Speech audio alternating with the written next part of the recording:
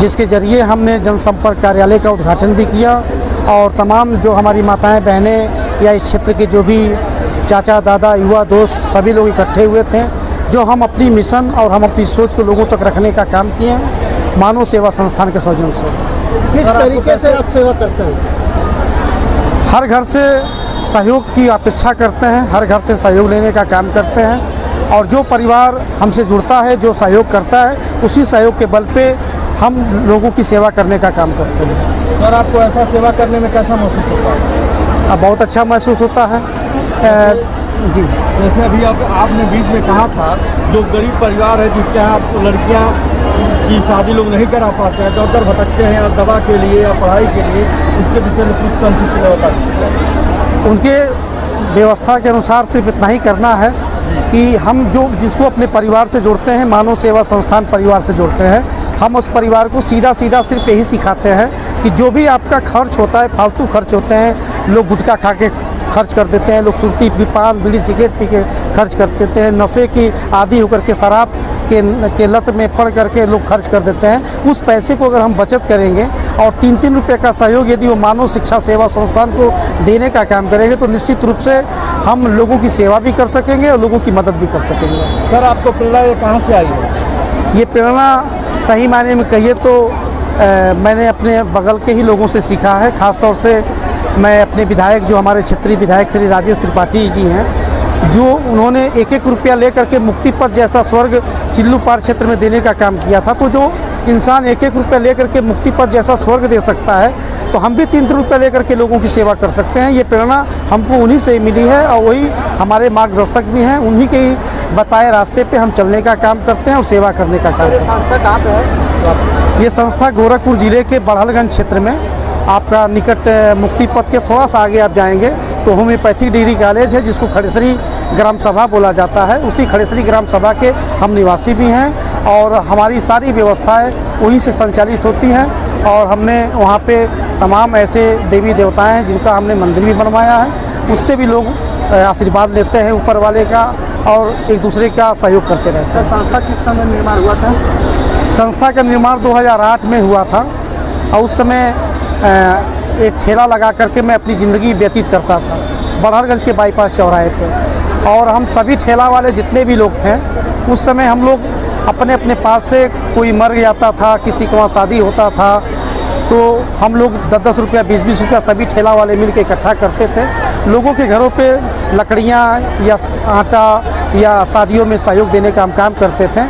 लेकिन जब लोगों की जुड़ाव होने लगा, लोगों की अपेक्षाएं हमसे बढ़ने लगी, तो फिर इसको हम लोगों ने सहयोग के नज़रिए से इसको हम लोगों ने ढाल दिया और हम अब लोगों से अपील करते हैं, घर घर जाके लोगों से कहते हैं कि यदि आप 3 रुपया बचाएंगे तो हर प्रकार की सेवा आपकी हम करने को तैयार हैं। मानव सेवा समिति के द्वारा, संस्था के द्वारा समाज के उत्थान के लिए क्या है 3 रुपये का राज?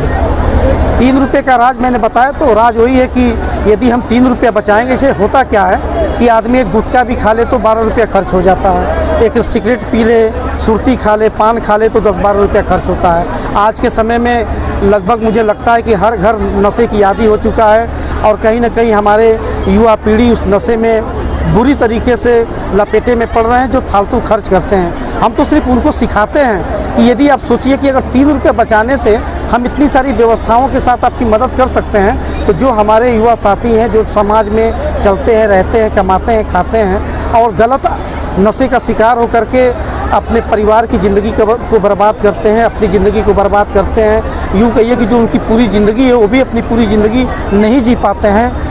महिलाएं कहिए तो घर में जो पत्नी है विधवा हो जाती है, माँ का कोख सूना हो जाता है। इन सब चीज़ों को बचाने के लिए मानव सेवा संस्थान ने ये अनोखा पहल चालू किया है और पिछले लगभग 18-19 सालों से हम ये काम करते चले रहे हैं, आगे भी करते रहेंगे। सर, क्या यही प्रेरणा अपने आप बच्चों को भी दे रहे हैं जो समाज की सेवा कर रहे हैं? बिल्कुल, मैंने अपने घर में जितने भी हमारे बच्चे हैं, हमारे तो 3 बच्चे हैं, 1 बच्ची है, 2 बेटे हैं और तीनों को हमने सिर्फ एक ही चीज़ सिखाया है कि किसी का दुरुपयोग नहीं करना है, किसी से झूठ नहीं बोलना है, किसी से फरेब नहीं बतियाना है। आप सिर्फ सेवा करते रहें और जनता का आशीर्वाद देते रहें और उन्हीं से ही अपना भी कल्याण है। जैसे जनता से कल्याण तो देश की सरकारों का हो जाता है, बड़े बड़े नेताओं का हो जाता है, अधिकारियों का हो जाता है, तमाम लोगों का होता है। तो तो आज हम 20 सालों से हैं, तो ऐसा नहीं कि लोग जुड़े हुए हैं। जनता का पैसा कहाँ निवेश करते हैं आप? जनता का पैसा जनता के बीच में निवेश करते हैं। जनता का जो सहयोग आता है, नहीं, आपने कहा कि 7 साल में दूना कर देंगे, तो आखिर में वो पैसा कहीं निवेश होगा तभी तो दूना होगा। जनता का पैसा।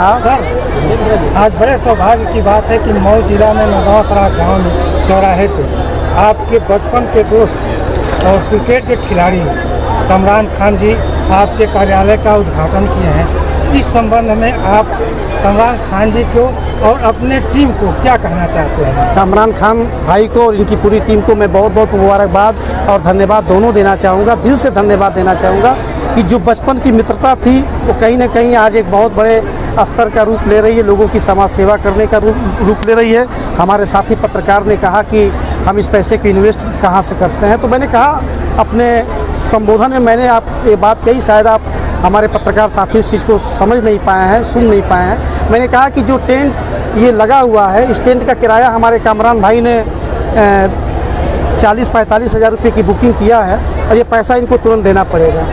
हम इस पैसे को टेंट हाउस में इन्वेस्ट करते हैं, इस पैसे को हम अस्पताल में इन्वेस्ट करते हैं, इस पैसे को हम विद्यालय में इन्वेस्टमेंट करते हैं, इस पैसे को हम गाड़ियों में इन्वेस्ट करते हैं। जो जिस पैसे को हम लेते हैं उस पैसे को हम टेंट हाउस गाड़ी जैसी व्यवस्थाओं में लगा करके और वही गाड़ी हम किराए के रूप में छोटे छोटे पार्ट में आदमी आसानी से किस्त में उस चीज़ को मिल जाए। एग्जाम्पल के रूप में अगर मान लीजिए 45 हज़ार रुपये का टेंट ये कामरान भाई ने बुक किया है तो 45 हज़ार रुपये तो आज ही देना पड़ेगा। क्या ऐसा नहीं हो सकता कि कामरान भाई को कोई टेंट वाला मिल जाए और ये कह दे कि हमसे 45 हज़ार रुपये का टेंट ले लीजिए, हमको 3-3 रुपये देते रहिएगा, तब इनको कितनी खुशी होगी।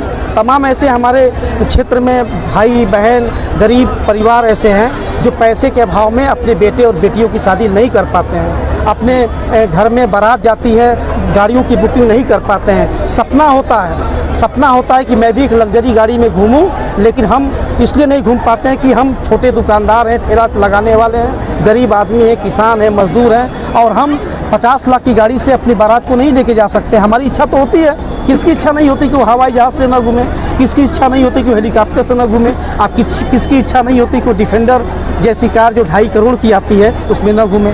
तो अगर हम जनता का पैसा ऐसे व्यवस्थाओं में लगाएं जिससे लोगों की ज़रूरतों को भी पूरा किया जा सके, लोगों के बीच में रह के ईमानदारी से काम किया जा सके, 2 रोटी हम उनसे मांग के खा लें और उनके पैसे को सही दिशा में लेके चल करके उन तक सहयोग पहुंचाने का काम करें, कोई बुराई नहीं है इसमें।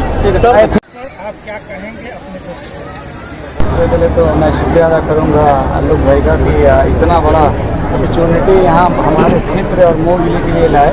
और जब हमारी भैया से जब बात हुई थी तो जब इनकी बात मैंने सुना तो मुझे वाकई लगा कि ये भैया बहुत बड़ा काम कर रहे हैं, समाज के लिए काम कर रहे हैं। जैसे कि गरीब मजदूर ठेला वाले हर आदमी मतलब पैसा तो कमा कर उड़ा देता है बट से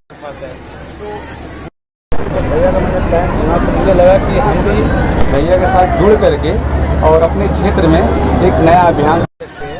और कि हमने जो पहल किया भैया के साथ मिल करके बहुत बड़ी तादाद में लोग यहाँ पे जुटेंगे और सपोर्ट। और सबसे बड़ी बात है कि जो भैया इस तरीके से लोगों का मदद करते हैं। आपको ये भी मालूम हो कि हर साल इन्होंने ऐसा एक अभियान चलाया कि 22 गरीब लड़कियों की शादी कर रहे हैं, तो ये बहुत बड़ा एक पहल है। और मुझे नहीं लग रहा है, मुझे पूरा यकीन है यहाँ समाज के ऊपर और मुझे ये भी यकीन है कि इंशाल्लाह एक दिन ऐसा आएगा कि हम पूरे उत्तर प्रदेश को जोड़ लेंगे और घर घर आदमी को जोड़ेंगे, क्योंकि जो इनके साथ जो लगी हुई जो टीम है वाकई बहुत मेहनत करता है। और स्पेशली भैया इतना मेहनत करते हैं इसलिए वो टीम जो है मेहनत कर रही है। तो मुझे पूरा यकीन है कि 2-4 साल में हम पूरे उत्तर प्रदेश को कवर कर लेंगे इंशाल्लाह, हर घर को कवर करेंगे। धन्यवाद।